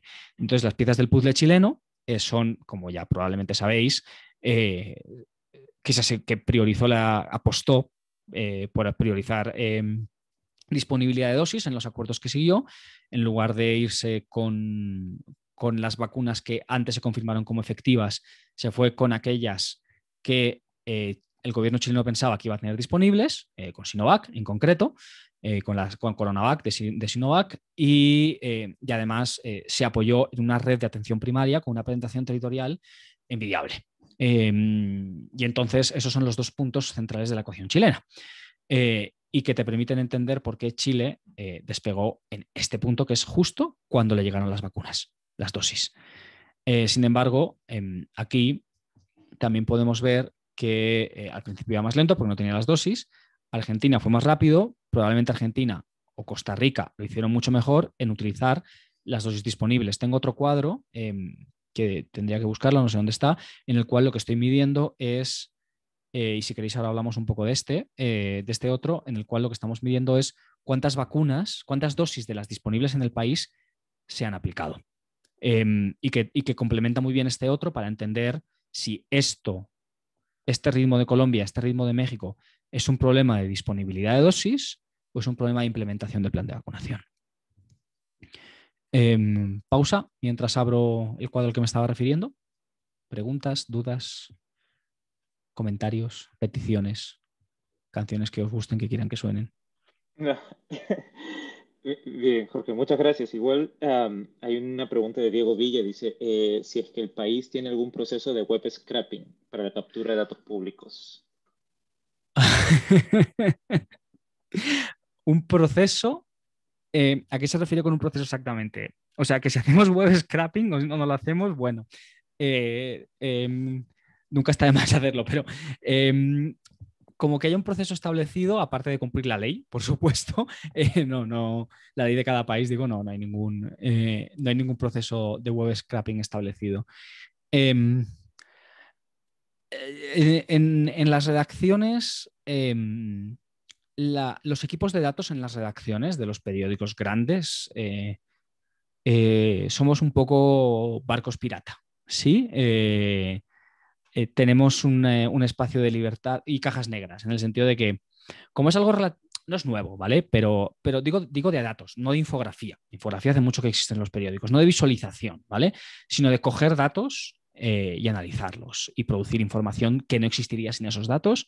Es algo relativamente nuevo en el sentido de que no tiene más de una década y generacionalmente está bastante asociado con los que tenemos menos de 40 años. Kiko Llaneras, mi compañero del país, tiene 40 años recién cumplidos hace una semana. Entonces, digamos que esa es un poco la barrera de edad. Kiko es ingeniero, por ejemplo, viene de ingeniería. Yo soy sociólogo, vengo de hacer una tesis cuantitativa. No somos periodistas, entonces somos un poco rara avis, ¿vale? Y los procesos tenemos bastante autonomía para establecerlos, como es normal, por otra parte. Entonces, eso quiere decir que no hay una dimensión institucional tan fuerte, sino que si nos encontramos en nuestra navegación diaria con algo que nos interesa y que podemos conseguir y que nos parece que va a producir cosas guays, lo intentamos extraer. Luego nosotros obviamente tenemos nuestros mecanismos, tenemos nuestro repositorio interno, aparte de los repositorios que ponemos allá afuera públicos, tenemos repositorios internos que reciclamos y que nos pueden valer para otras cosas y demás. Pero digamos que funcionamos un poco más así, sí, un poco más como una startup que no como algo que tenga una imbricación muy fuerte con el legacy institucional que implica algo como el País, como el New York Times o como cualquier institución con décadas de funcionamiento en todos los demás procesos. Perfecto. Y Jorge, quería hacerte una pregunta. ¿Cómo sientes que este proceso de visualización de datos esté haciendo realmente incidencia? ¿Sientes que hay un uptake de los actores políticos o es como mucho de... Lo digo en el contexto de que hay demasiada información, ¿no? Sí, sí. Claro, a ver. Voy a responder desde el punto de vista del país y desde el punto de vista de SADC-Pol, diferenciando un poco, porque digamos que las audiencias son distintas, aunque el objetivo de incidencia es el mismo. En el proceso dentro del think tank, dentro de SADC-Pol, y parte de mi responsabilidad es, digamos, nosotros, el think tank nace con aspiración de incidencia en el debate público, nace en febrero. El primer evento que tenemos es primera semana de marzo, última semana de febrero, y de milagro ese evento no es un evento de supercontagio, porque una de las personas que presentaron en ese evento en Madrid, luego pasó, pues después del evento supimos que tenía COVID. Era Javier Solana, el exministro de Asuntos Exteriores y es Mr. Pesk. Afortunadamente Solana está bien, pero tuvo un proceso de COVID complicado. Nos enteramos después, obviamente, del evento de que era positivo de infección, pero tuvimos que avisar. Nadie que sepamos se contagió en ese evento. Probablemente pues llegó no siendo infeccioso al evento, pero esto solo lo cuento mucho para mostrar que nosotros nacimos parejos a la pandemia. Nacimos al mismo tiempo que la pandemia en España. Entonces, nosotros cuando nacemos nos planteamos cómo podemos, o sea, cuando nacemos y esto sucede al mismo tiempo, nos planteamos cómo podemos ser útiles en este contexto. Y una de las dimensiones en las que pensamos que podemos ser útiles es precisamente utilizando los datos para separar idealmente señal de ruido. ¿Vale? Digamos, esto es lo ideal. Estoy viendo en mi Instagram, sí, creo que lo estáis viendo. Claro, el proceso habitual de un think tank, bueno, tiene muchos procesos, pero uno habitual es como, bueno, tenemos unas prioridades de áreas en las que queremos incidir, un contexto, y tenemos gente experta que va a venir a contarnos el análisis y las recomendaciones derivadas de política pública. Y bueno, establecemos prioridades, decidimos un poco sobre la marcha, un poco también por dónde nos iba llegando la pandemia que queremos hablar, y para cada papel, para cada nuevo ítem que ponemos ahí fuera, siempre hay un proceso en el cual nos preguntamos, ok, de los datos que tenemos o que nos pone el autor o la autora sobre la mesa, ¿hay algo que nos parezca que va a funcionar particularmente bien para contar la historia que queremos contar? Para make the point que queremos hacer, ¿sí? Digamos que un 50% de las veces lo hay, un 50% de las veces no lo hay. Pero cuando lo hay decimos, ok, a este gráfico le vamos a dedicar un tiempo particular, un esfuerzo particular, para que sea accesible, para que haga el punto que queremos que haga y para que llegue a donde queremos que llegue. Es decir, para que sea competitivo en un contexto de saturación de la información. Y este es un ejemplo que me gusta mucho. Esto viene de un papel. Nosotros tenemos dentro de las líneas de trabajo que hay en SADC-Pol, una de las líneas que la lleva Jennifer Ruiz Valenzuela, una economista de la London School of Economics que trabaja en cuestiones de género y de desigualdad, es una línea de género y desigualdad, ¿vale? Entonces, dentro de esa línea, el primer papel que comisionó y que dirigió Jennifer iba sobre los efectos de la pandemia sobre la salud mental diferenciales en las mujeres, con un plus de diferencias en las mujeres. Teníamos una investigación de 3 economistas, sí, 3, son 3, de la Universidad de Barcelona, con datos que habían recogido a través de encuestas, fueron muy rápidas, bueno, y recogieron datos inmediatamente en abril con encuestas de How are you doing? Sí, ¿cómo te va? ¿Cómo te sientes? Bueno, un cuestionario científicamente realizado, bueno, en fin, online durante el primer confinamiento y después del primer confinamiento en España. El primer confinamiento en España fue marzo-abril. Abril, la parte más dura, ¿vale? Y junio-julio, desescalada. Y ya apertura y demás. Entonces, bueno, el gráfico original...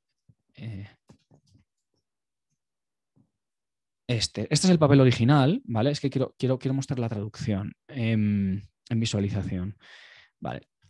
Son 2 autoras y un autor del paper académico y el brief lo hace estos son, pues interesantes, este es el autor. Los autores son Dick Foremny, Judith Ball, nueva editora de Nada es Gratis, un blog de economía maravilloso, y Pilar Sorribas Navarro. Entonces, en su investigación lo que encuentran es que el impacto en carga de salud mental durante la pandemia aumenta y aumenta desproporcionadamente para las mujeres. Y lo relacionan con la asunción de trabajo doméstico, de trabajo reproductivo en casa de manera desigual con respecto a los hombres. Es más complicado, el papel es muy interesante, os invito a leerlo. Bueno, este es el gráfico original, ¿vale? Con la pregunta, ¿en las últimas semanas te has sentido infeliz o deprimido? ¿Vale? Que es una pregunta, digamos, bastante clara de self-identified salud mental, pues es como hay muchas variables aquí mezcladas, tenemos un punto de referencia en 2017, no en absoluto, no más de lo habitual, algo más, mucho más son las 4 opciones de respuesta para hombres y para mujeres. Luego abril 2020, mitad del confinamiento, y luego julio 2020. Tenemos aquí, estamos mezclando la variable de tiempo, la variable de sexo y el hecho de que es una multirespuesta, más los intervalos de confianza. Este es el gráfico que está en el papel. Tú este gráfico se lo pones delante a alguien que tiene 3 segundos para tomar decisiones y para ver si algo y para tomar la primera decisión de si algo es relevante o no es relevante en términos de política pública, y es que siente que tiene otras urgencias, probablemente, ¿sí? Y probablemente no sea no sea algo con lo que vayas a conseguir ningún tipo de captación de atención. Entonces lo que hicimos fue decir, vamos a hacer un proceso de edición. Aquí hay material para producir un gráfico mucho más simplificado que no va a ir al papel, pero va a ir a redes sociales y que vamos a mover en WhatsApp entre la gente que sabemos que le interesa esto, que toma decisiones sobre esto y demás. Y yo lo puse en mi Instagram, pero fue a muchos otros sitios, y fue este gráfico, que es solo la opción de todas estas con más frecuencia de la habitual, algo o mucho más, agregando estas 2 categorías, algo o mucho, y diferenciando, centrándonos en la diferencia entre hombres, o sea, entre mujeres y hombres en el momento del confinamiento. Con una visualización súper clara. Nos cargamos los intervalos de confianza. Una decisión editorial. Aquí no están. Si los quieres, los tienes aquí. Y en el paper académico peer reviewed los tienes todavía más detallados todo esto. Entonces tenemos 3 niveles de lectura. El primero es el paper en el que está basado este policy brief, ¿vale? Que es el paper que está referenciado aquí arriba y que cualquiera puede pues, buscar y leer y demás, ¿vale? El segundo es el policy brief y el tercero es este gráfico. La idea es que el policy maker, esto es un cebo para el policy maker, y que o el policy maker se lea este papel o más probablemente diga, oye, esto es importante, y le diga a un asesor o una asesora, léete este policy brief, habla con los autores, habla con las autoras, mira a ver si vale la pena leerse el paper académico y demás, que es normalmente el proceso que se suele seguir, ¿sí? Entonces, esto es el cebo de la atención. Directo para el policymaker o para el asesor, indirecto para los medios. Porque lo que siempre tratamos de hacer aquí es dar un titular para que los medios se enganchen, pero siempre tratando de que sirva como filtro para que la gente que está realmente interesada llegue hasta el policy brief, llegue hasta el dato original. Trabajamos mucho con la idea de niveles de lectura. En el periódico, la necesidad era un poco distinta. De lo que nos dimos cuenta, y esto Kiko Llaneras lo cuenta, que es mi compañero en El País, lo cuenta muy bien, es que la gente quería los datos. O sea, la gente quería saber cómo iba la cosa en datos.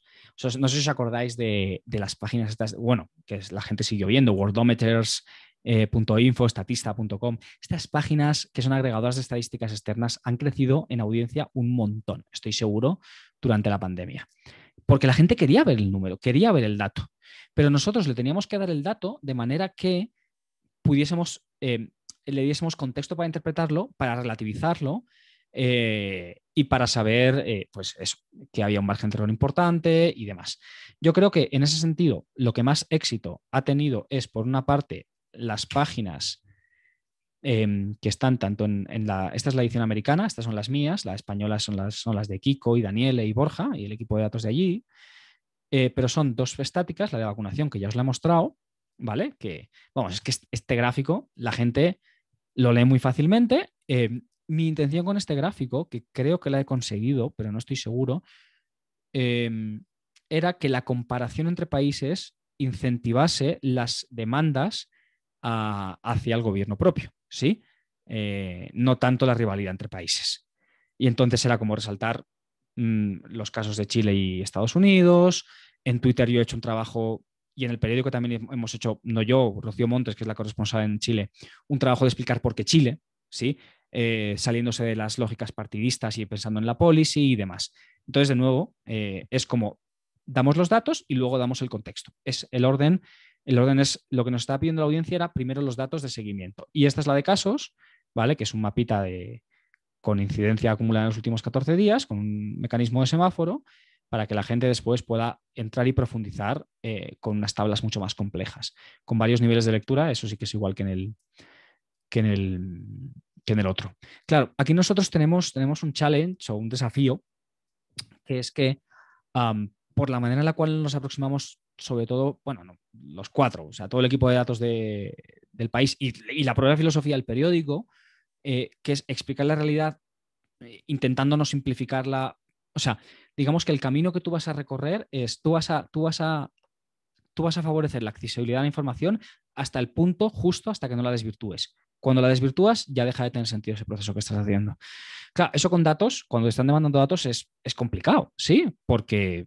Y hemos tenido tiras ya flojas en Twitter muchas veces con mucha gente del mundo de la epidemiología que viene y nos dice, pero es que esto sería mejor si lo mostraseis así o tal. Y muchas veces esas sugerencias las hemos incorporado, pero otras veces hemos tenido que decir no, porque es que entonces ya creemos que el viaje que estamos haciendo es el viaje que tenemos que hacer. No somos probablemente, bueno, en España sí, en España el país probablemente sí que es, pero siempre es el periódico más taquillero. Digamos que el país América probablemente no tiene tantos clics como worldometers.info, vamos a decirlo así, ¿vale? Pero pensamos que vale la pena y que es hasta aquí hasta donde podíamos llegar. Efectivamente, en un contexto de saturación de la información, vas a ser más competitivo si simplificas más, pero entonces desvirtúas la naturaleza de la información. Y es hasta ahí hasta donde queríamos llegar. Y nos parece que el punto en el que nos hemos encontrado es un equilibrio razonable. Sí, de acuerdo. Jorge, muchas gracias por tu tiempo. No queremos abusar de ti y sé que tienes muchas cosas más por compartir. Pues reitero o hago eco de tu invitación a que te sigan, a que vean tus repositorios, a que vean todo el trabajo que haces y que te contacten directamente porque pues eres una persona muy accesible. Y para cerrar, quería pedirte de forma muy corta cuáles serían tus tips o tus 5 tips, no sé, tus top tips para hacer una buena visualización. O sea, ¿qué cosas le recomendarías a los chicos en el laboratorio? Pueden integrar los niveles de lectura, pero si es que crees que algo debe generar impacto en una visualización, ¿qué sería? Am, bueno, voy a tratar de poner como tres principios sobre la mesa. El primero no es mío, es de The Visual Display of Quantitative Information, que es un libro maravilloso que a todo el mundo que le interese visualización le recomiendo encarecidamente que se haga con él, en papel, a ser posible. Hay pocas cosas que yo recomiendo en papel, no es que sea fan del papel ni friki, pero es que eso mola tenerlo en papel, porque es un libro que muchos y muchas lo conoceréis, pues es como el punto de referencia de décadas A de principios básicos de visualización. Hay un principio básico en ese libro que es: no añadas un gramo de tinta más, en este caso un píxel más, si eso no va a añadir información. Dicho de otra manera, maximiza el ratio de información por tinta disponible, o por tinta usada, o por píxel usado. Esta es para mí, el punto de partida. La siguiente norma va a contradecir a esta, que es: si necesitas añadir gramos de información para facilitar la lectura y llegar a más audiencia, sin impedir la lectura de todo lo demás, hazlo. Es decir, no tengas miedo a romper la primera norma si tu objetivo es la accesibilidad. Sí, si tu objetivo es ayudar a la lectura. Por ejemplo, si yo vuelvo a compartir aquí pantalla, que es esta, yo no sé dónde tengo ya las cosas. Probablemente este gráfico podría haber sido más minimalista. Los colores de fondo no hacen falta, utilizar colores en el fondo y en la letra no hace falta, pero yo creo que todo eso ayuda, pues mi intención es que ayude a la lectura. Igual no estoy particularmente satisfecho con este gráfico y creo que se puede mejorar mucho, pero esa es la segunda. Es como, bueno, coge la primera norma y ahora trata de cuestionarla pensando en dónde puedes añadir gramos de tinta para facilitar la accesibilidad y el viaje.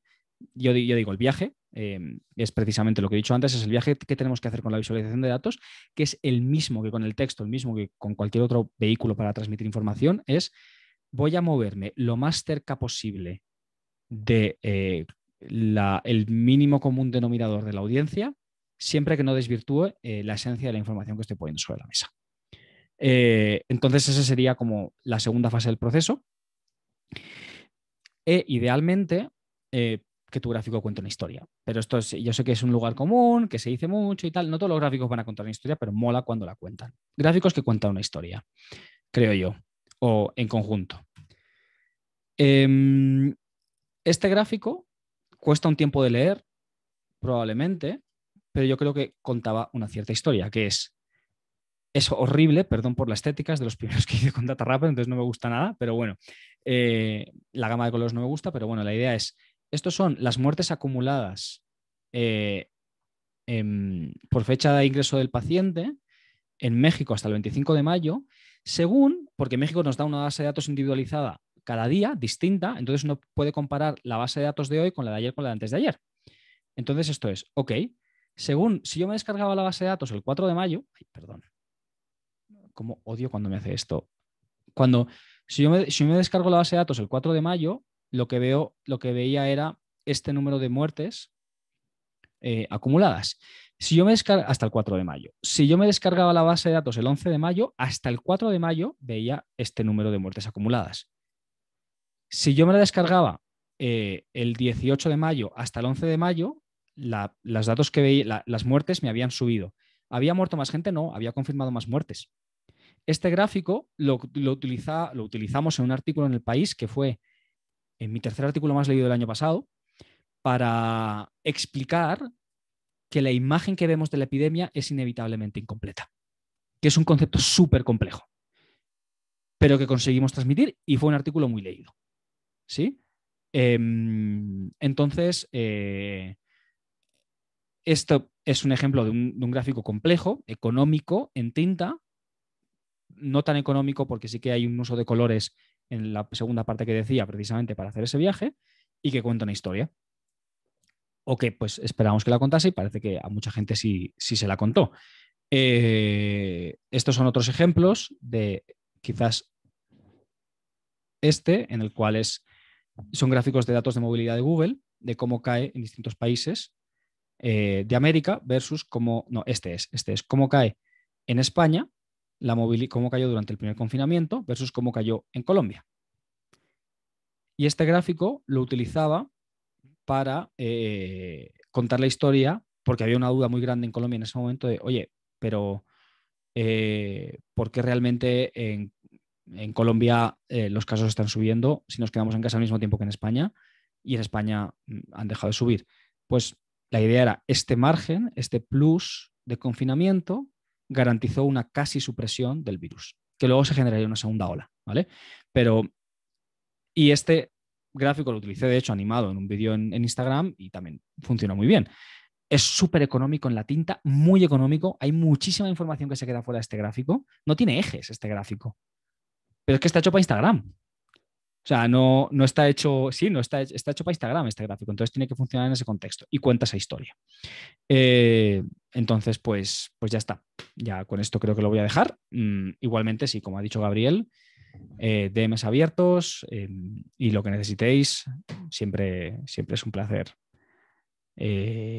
recibir input y críticas, y ojalá el repo sirva y ojalá mucha gente me diga, oye, esto está mal en el repo porque lo vengo necesitando, corregirlo y mejorarlo.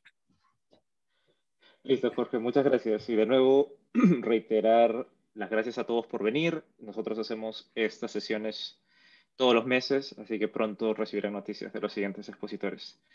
Muchas gracias y buenas tardes o noches, depende de su zona horaria.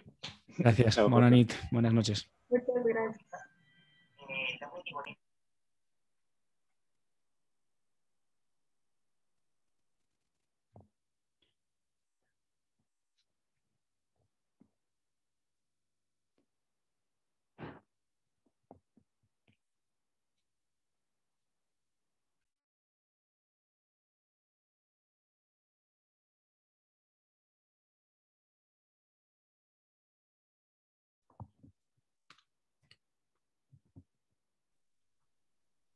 Hola, Jorge, ¿cómo estás?